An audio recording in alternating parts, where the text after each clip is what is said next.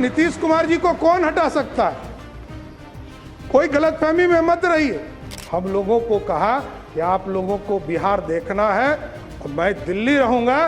नीतीश कुमार जी इच्छा शक्ति वाले नेता हैं। हम लोग सोचते थे कि कैसे ये डिसीजन ले रहे हैं, लेकिन वो जब कहते थे कि आप लोग को संभालना है बिहार, हम लोग को आश्चर्य लगता था कि ये नीतीश कुमार जी की इच्छा शक्ति थी कि आज सम्राट चौधरी बिहार का मुख्यमंत्री है। इससे मैं कभी डिफर नहीं करता हूँ। बिहार की चिंता हो यह जरूर हम लोग समर्थन चाहेंगे। मुख्यमंत्री जब थे नीतीश कुमार जी, मैं 3 यात्रा उनके साथ किया साथी। प्रगति यात्रा, उसके बाद एनडीए के चुनाव के पहले हम लोग यात्रा में गए। आदरणीय नीतीश कुमार जी के साथ मैं यात्रा में रहा।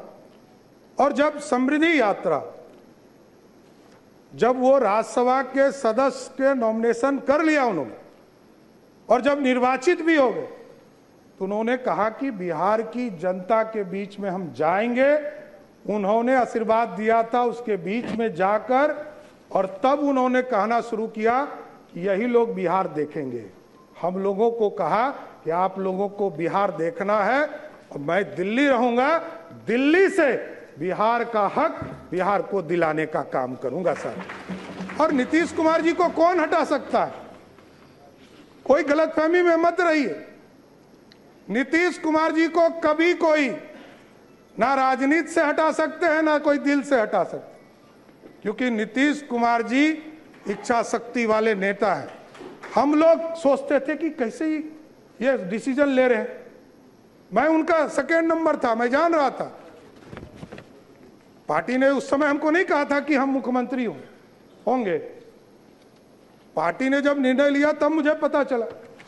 लेकिन वो जब कहते थे कि आप लोग को संभालना है बिहार, हम लोग को आश्चर्य लगता था कि जो व्यक्ति 20 साल से मुख्यमंत्री है और लगभग 50 साल से राजनीति में, सार्वजनिक जीवन में जी रहे हैं, ये सत्ता छोड़ रहे हैं। और कई बार यहाँ पर कई कैबिनेट के साथी हैं हमारे, आप पूछिएगा अकेले में, सबको लगता था जब वो लास्ट कैबिनेट कर रहे थे और कहे कि हम इस्तीफा देने जा रहे, तो सबको लगा कि ये क्या हो रहा है।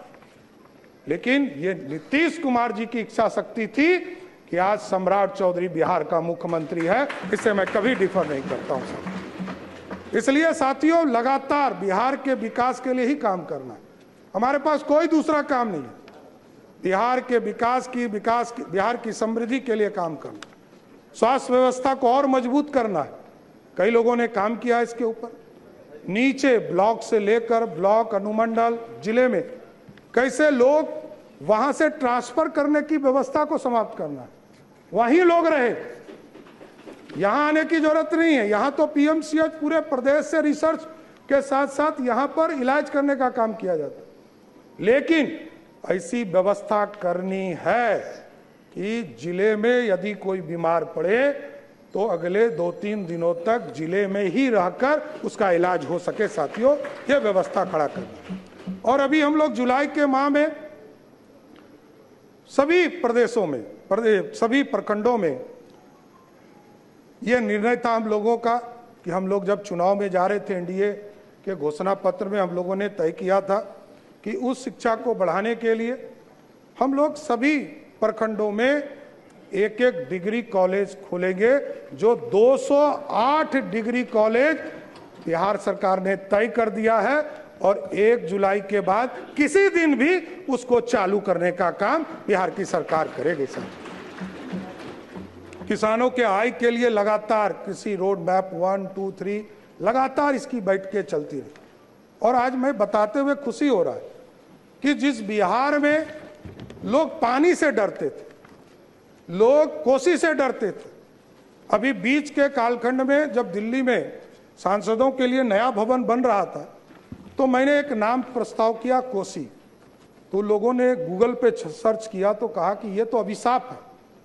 हमने कहा कि अब अभिशाप नहीं है।